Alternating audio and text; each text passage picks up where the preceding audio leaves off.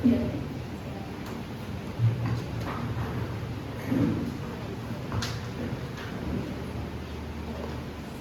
Principal of this esteemed institution, Dr. Uma, my colleague in the Department of English, Professor Lakshmi Muthukumar, Professor Renu Addaka, my friend,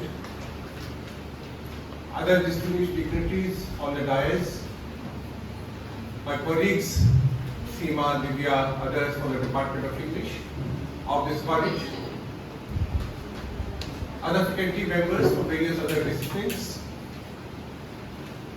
friends who have joined online, dear students, ladies and gentlemen. It's indeed an honor for me to be with you this morning to celebrate this day, which would perhaps long be remembered in the history of this institution, not just the history of this institution, perhaps going beyond that, in the history of higher education, as a significant day when this college got together with a number of other institutions and had its, if I'm not wrong, first Disability Studies Conference, and there will be many more to follow.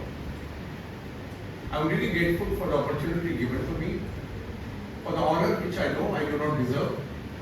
I'm really humbled by your gracious gestures, words, warm hospitality. We have been here since yesterday. It's been a wonderful experience being in Mumbai and enjoying the hospitality of this institution. Thank you very much, Dr. Uma, Dr. Muthukumar, Professor Uma, Professor Muthukumar, and others. As I speak to you this morning, I want to talk about things which we normally do not talk about. Disability itself is something we normally do not talk about, in fact, but there are many other things. One of these is the role that our country has played in promoting the discourse of disability studies and the discourse of disability and disability studies over the last 50 odd years. Typically, disability studies is seen to be something emerging from the West, many dated to a particular year, 1986, when a particular section of Social Science Association was named the Society for Disability Studies. That is a general feeling. My argument is, one, and then that argument I will not pick up today, that's a long argument, that disability studies began much before 1980s. And second, which I will pick up today, is that India had its own contribution and our own role in promoting disability and disability studies movements in the country for more than 50 years, a fact which has often gone unnoticed.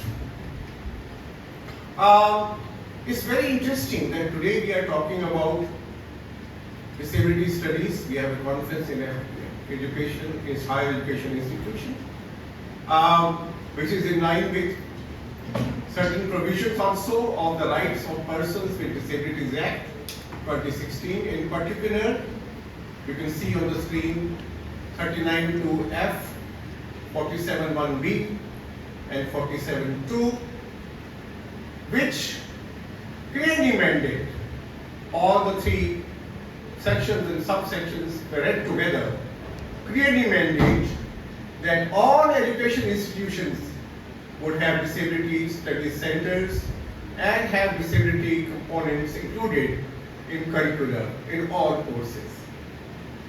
Your institution is doing a wonderful task by complying with these particular sections of the rights of persons with disability. And it should be natural, we should comply with the laws of the country. And it's so good that we are talking about today, not just in this institute, but across the country. So many universities, so many colleges are talking about disability studies. The question now arises whether the world was always like this.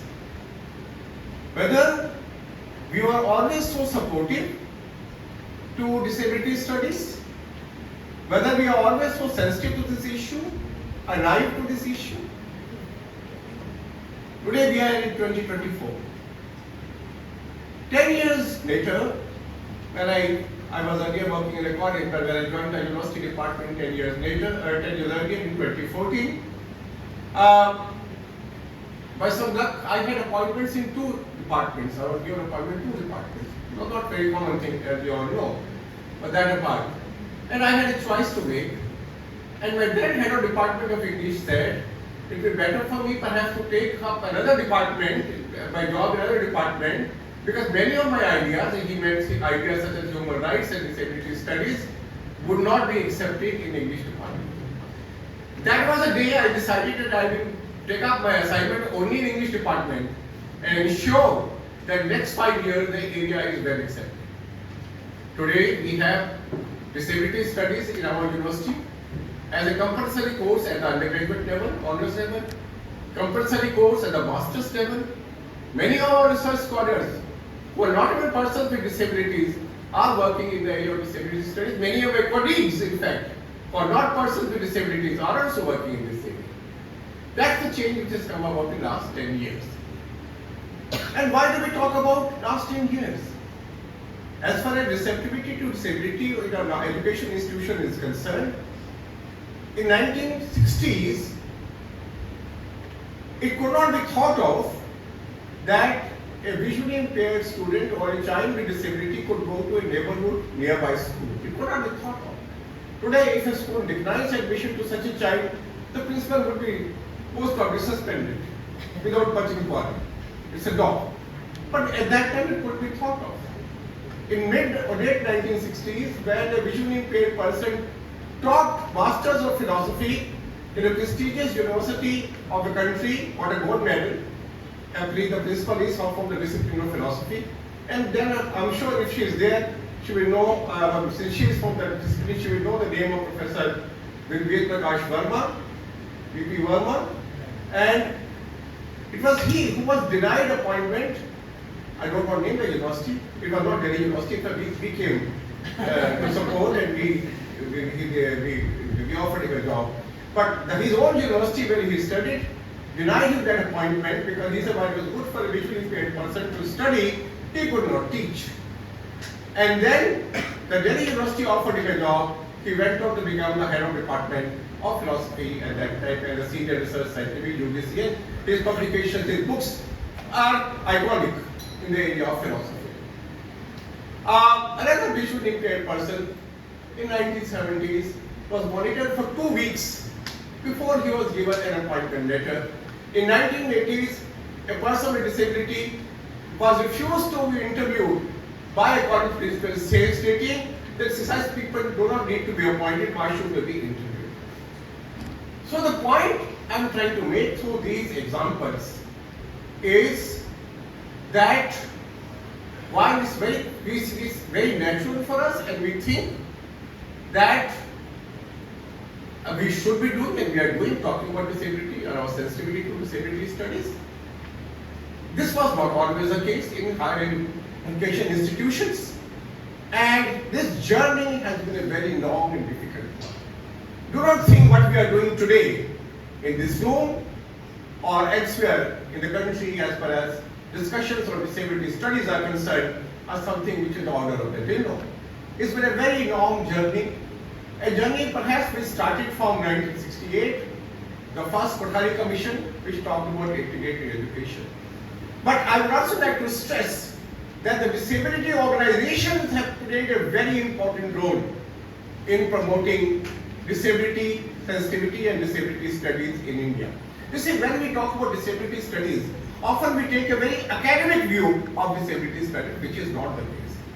No study, no discussion on disability studies or disability studies can be complete unless we take into account the lived experiences and the realities of persons with disabilities and their environment. And these realities and lived experience are better found in organizations of persons with disabilities and individuals with disabilities than in any academic institution or any library. Some people tend to intellectualize disability studies, which is a very good thing. But pure intellectualization without a connect with the lived experiences and taking into account the realities of disability studies, of disability experiences, may be counterproductive to the area, to the domain of disability and disability studies. It is a warning that I want to give today. So, the 1970s, the National Federation of the Blind, 1980, another major organization, the All India Confederation of the Blind. I am privileged to be the president of that organization today. 1990s, Disabled Rights Group, which later became NCPEDP under Javed Avadi, an iconic person in the area of disability rights in this country, who we lost very early. He had much to offer to the country still, and we lost him very, very early. And many others, along with a number of government schemes and initiatives which you also see in the screen, the RCII, the PWBI, the UNCRPD, and so on and so forth. It's been a very long journey which has made today possible, is the point I'm trying to stress. And as just when we thought that we brought disability and the arena of disability studies to some level of acceptability, something struck us on 24th March 2020. Julius Caesar once said, "The Ides of March have come." And the soothsayer said, "Yes, Caesar, but not long." But 24th of March was not the Ides of March, but Ides nonetheless, March nonetheless. And when people returned home that evening from their offices,